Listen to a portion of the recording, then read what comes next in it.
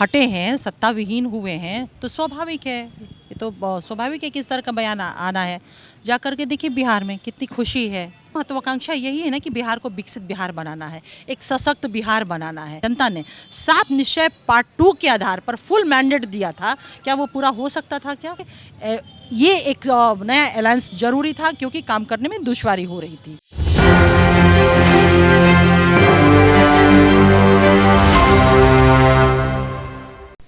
नमस्कार, मेरा नाम सतंजड़। आप देख रहे हैं एक न्यूज़ 24। हमारे साथ बातचीत करने के लिए जनता दल यूनाइटेड यानी जदयू के प्रदेश प्रवक्ता अंजुम आरा हैं। नई नवेली सरकार बनी हुई है, 5 साल में ये तीसरी बार शपथ। क्या नीतीश कुमार को शपथ ग्रहण लेने का आदत हो चुका है? ये एक आरोप है। किसने ये आरोप लगाया? तो आरजेडी से क्या उम्मीद करते हैं आप? हटे हैं, सत्ता विहीन हुए हैं, तो स्वाभाविक है। ये तो स्वाभाविक है कि इस तरह का बयान आना है। जा कर के देखिए बिहार में कितनी खुशी है, कितने लोग खुश हैं कि बिहार को विकसित बिहार बनाने का जो नीतीश कुमार जी का वादा है जनता से, वो अब पूरा हो जाएगा। तो राष्ट्रीय जनता दल को तो इस तरह का वक्तव्य देना ही है। लेकिन आप कह रहे हैं कि वो नीतीश कुमार जी की आदत हो गई है, तो एक चीज़ जान लीजिए, हमारे नेता नीतीश कुमार जी की क्या महत्वाकांक्षा है? उनकी महत्वाकांक्षा यही है ना कि बिहार को विकसित बिहार बनाना है, एक सशक्त बिहार बनाना है। यहाँ मानव विकास जो है उसका विकास हो और उन्होंने किया भी है। आधारभूत संरचना का विकास हो, एक सशक्त भारत का निर्माण हो सके, यही ना महत्वाकांक्षा हमारे नेता नीतीश कुमार जी की। और इस महत्वाकांक्षा की पूर्ति के लिए वो जो भी निर्णय करते हैं बिहार के भले के लिए और बिहार को विकसित बिहार बनाने के लिए वो करते हैं। तो ये भी जो फैसला उन्होंने किया, क्योंकि खुद आदरणीय नेता ने सबसे पहले जब इस्तीफा दे करके वो माननीय राज्यपाल महोदय से बाहर आए, तो सबसे पहले मुखातिब वो आप लोग किससे हुए और उन्होंने बताया कि इस्तीफे का कारण क्या है। अब एक चीज़ ये बताई कि उन परिस्थितियों में क्या जो हमारे नेता नीतीश कुमार जी को 2020 में बिहार की जनता ने 7 निश्चय पार्ट 2 के आधार पर फुल मैंडेट दिया था, क्या वो पूरा हो सकता था क्या?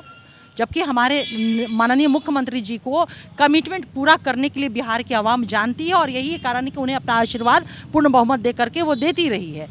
तो 7 निश्चय पार्ट 2 के कमिटमेंट को पूरा करने के लिए ये एक नया अलायंस जरूरी था क्योंकि काम करने में दुश्वारी हो रही थी। क्या ये माना जाए कि बिहार में जब से राजद के साथ जेडीयू सत्ता में आई थी, भ्रष्टाचार के और जिस तरीके से लूट फसाद हो रहे थे बिहार में, ये मामला बढ़ चुका था काफ़ी? इससे नीतीश कुमार उब चुके थे या थक चुके थे, उनके नज़र के सामने ये सब?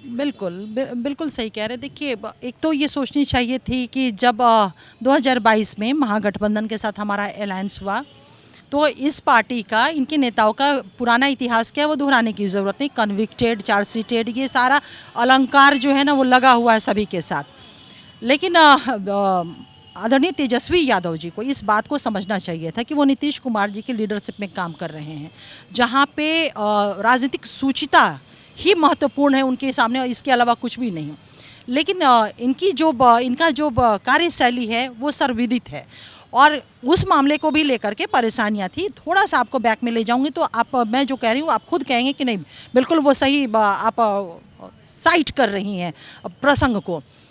राजस्व विभाग का जितने भी बालू खनन माफिया इन लोग थे, आप आए दिन आप लोग कवर करते होंगे कि पदाधिकारियों की हत्या हो गई, ये इनके संबंध, बिल्कुल इनके रिलेशन वहाँ इस्टेब्लिश होते थे, माफियाओं के साथ संबंध।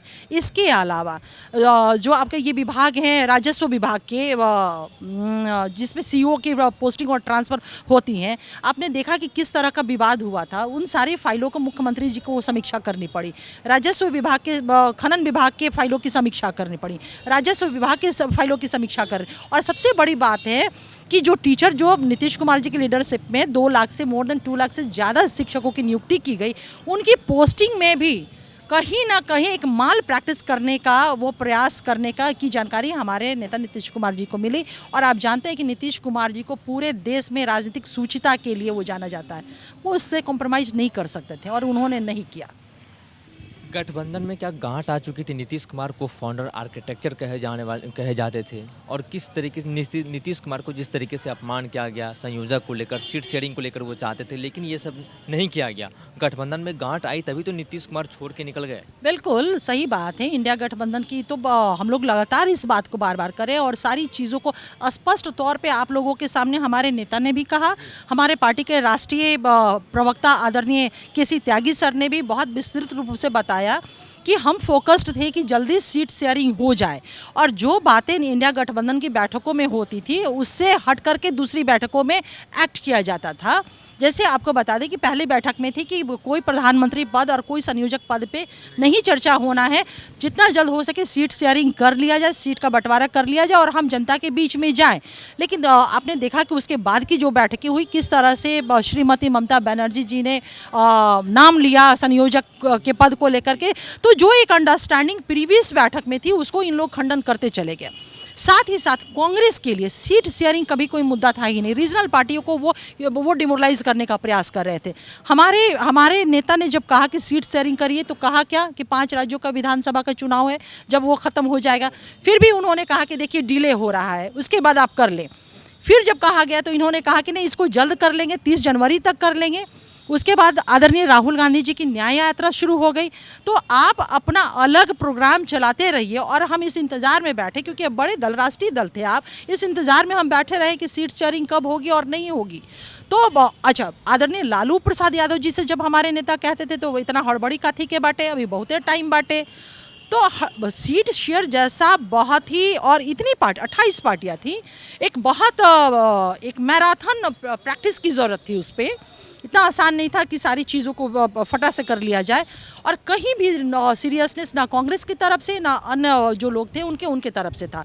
तो इन परिस्थितियों में हमारे नेता, जबकि सोचिए कि तमाम गैर भाजपा विपक्षी पार्टियां थी, उनको एकजुट करके सूत्रधार वो रहे, उन्होंने इंडिया अलायंस का जो आज रूप स्वरूप देश में दिखा वो हमारे नेता नीतीश कुमार जी के भागीरथी प्रयासों का ही वो परिणाम था कि तमाम पार्टियाँ एक जगह हुई।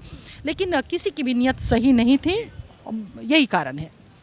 आप सुन रहे थे जदयू के प्रदेश प्रवक्ता अंजुम आरा को। इन्होंने साफ तौर पर कहा कि नीतीश कुमार विकास पुरुष के नाम से जाने जाते हैं और वो विकास के लिए अगर उनको पाला बदलना पड़े तो वो बदलेंगे, क्योंकि जिस तरीके से 17 महीने में भ्रष्टाचार के राजस्व का जो नीतीश कुमार को खुद संज्ञान में लेना पड़ा, खुद फाइल उन्होंने देखा किस तरीके से उसमें करप्शन हो रहा था। और आपको ये भी बता दें कि सीट शेयरिंग को लेकर जो इंडी गठबंधन में जो चल रही थी कैसे, इन्होंने साफ तौर पर कहा कि हमारे नेता और जो बड़े नेता किसी त्यागी वो लोग सब कोई चाहते थे कि सब कुछ सीट शेयरिंग को लेकर मसला सुलझा लिया जाए, लेकिन ये लोग सुलझा नहीं पा रहे थे और हमारे नेता को हमेशा अनदेखी की जा रही थी। बहरहाल इस खबर में इतना ही।